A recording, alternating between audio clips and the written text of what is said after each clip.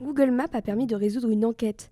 Paulette, une retraitée de 83 ans, ne donnait plus signe de vie depuis novembre 2020.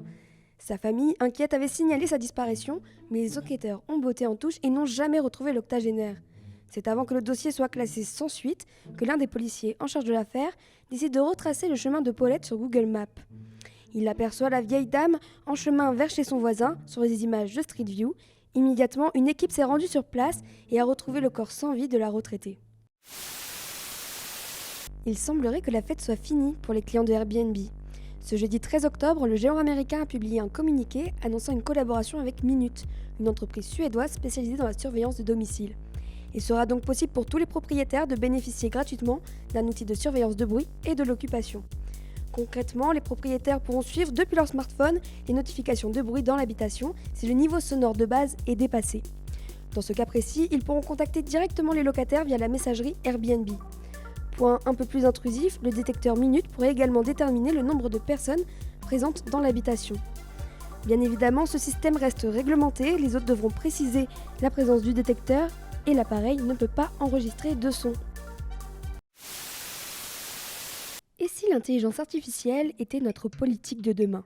À quelques jours des élections législatives au Danemark, un collectif d'artistes a dévoilé le Parti synthétique, un parti original car son programme électoral a été formulé par une intelligence artificielle.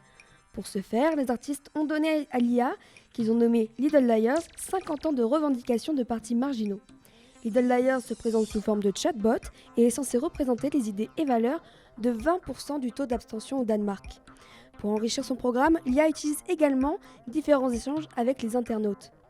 Pour le moment, on ne sait pas encore si un bulletin de vote pour le parti synthétique sera présent dans les urnes, ce qui risque encore d'être peu probable, car sa candidature n'a recueilli que 12 des 20 000 signatures nécessaires pour être éligible aux élections législatives du 1er novembre prochain. Un modèle de la toute première génération d'iPhone a été vendu 40 000 € aux enchères. La vente du téléphone avait pourtant commencé à 2 500 $, mais a vite affolé les internautes avant de faire envoler son prix. Les enchères se sont déroulées au total sur 5 jours et ont captivé les collectionneurs car le premier iPhone commercialisé en 2007 est en parfait état à tel point qu'il n'a jamais été déballé. Selon les fans d'iPhone, il serait impossible à ce jour de trouver un téléphone de cette génération dans un meilleur état. Sa rareté aurait aussi fait gonfler le prix de ce téléphone qui n'a jamais été éteint ni allumé. Pour rappel, le premier iPhone ne possède pas d'Apple Store ni de caméra frontale, donc bien éloigné des modèles actuellement proposés sur le marché.